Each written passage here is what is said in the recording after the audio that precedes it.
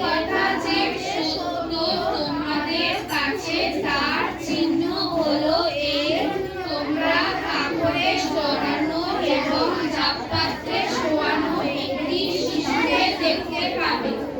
এই সময় সেই স্বর্গদূতের সঙ্গে হঠাৎ সেখানে অনেক স্বর্গদূতকে দেখা গেল।